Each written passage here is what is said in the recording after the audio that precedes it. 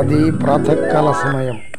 ఉదయమే నలుగురు ఆడవాళ్ళు ఊరవతల ఉన్న బావి దగ్గరకు నీళ్ళకొచ్చారు. వచ్చి మాట్లాడుకుంటూ వాళ్ళ కొడుకుల విషయం గురించి వెళ్ళింది టాపిక్. వారిలో మొదట ఆమె ఎంతో సంతోషంతో చెప్తుంది, ఒసే అక్కలారా, నా కొడుకు కాశీలో సంస్కృతం చదువుకొని వచ్చిండు. పెద్ద పెద్ద పురాణాలు గ్రంథాలు ఎంతో కంఠస్థం ఉంది. ఇంట్లో కూర్చొని శ్లోకాలు వినిపిస్తుంటే ఎంతో సంతోషం అనిపిస్తుంది. రెండవ ఆమె నవ్వుతూ, చాలా గొప్ప విషయమే, కానీ నా కొడుకేం తక్కువవాడు అనుకున్నావా? మావాడు జ్యోతిష్యం నేర్చుకుని వచ్చిండు. భవిష్యత్తు వాడు చెప్తా ఉంటే వాడు చెప్పినట్టు జరుగుతుంది. ఊళ్ళోని ప్రతి ఒక్కరూ మావాడి దగ్గరికి వచ్చి అందరూ సలహాలు అడుగుతారు అతనికి. మూడవ ఆమె నవ్వుతూ ఇలా చెప్పింది, నా కొడుకు కూడా ఎంతో గొప్ప చదువులు చదువుకున్నాడు.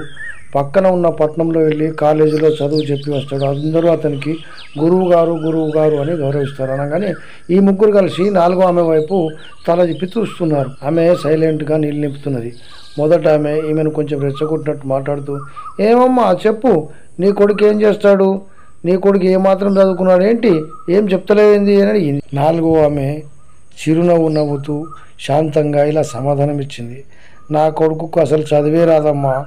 పొద్దున్న నుంచి సాయంత్రం వరకు పొలంలో చెమటోడ్చి కష్టం చేస్తాడు. ఇది ఒకటి మాత్రమే వాడికి తెలుసమ్మా అని ఆమె సమాధానం చెప్తుంది. మిగతా వారు అది విని హేళనగా నవ్వుతారు ఆమెకు. ఆ నలుగురు కూడా నీళ్ల బిందెలు నింపుకొని తలపై పెట్టుకొని వెళ్తున్నారు.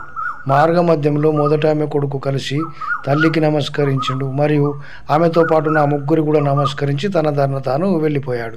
వాళ్ళు అలాగే ఇంకొంచెం దూరం వెళ్ళగానే మూడో ఆమె కొడుకు మరియు రెండో ఆమె కొడుకు ఎదురేరు.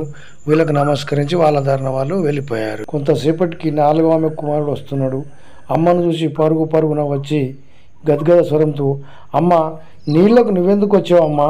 నాకు చెప్తే నేను నీళ్లు తెచ్చేవాడిని కదా, నువ్వెందుకు వచ్చావు అంటూ వెంటనే తల్లి తలపై ఉన్న బిందెను తీసుకొని, అమ్మ నువ్వు వెళ్ళి హాయిగా విశ్రాంతి తీసుకో అని అన్నాడు.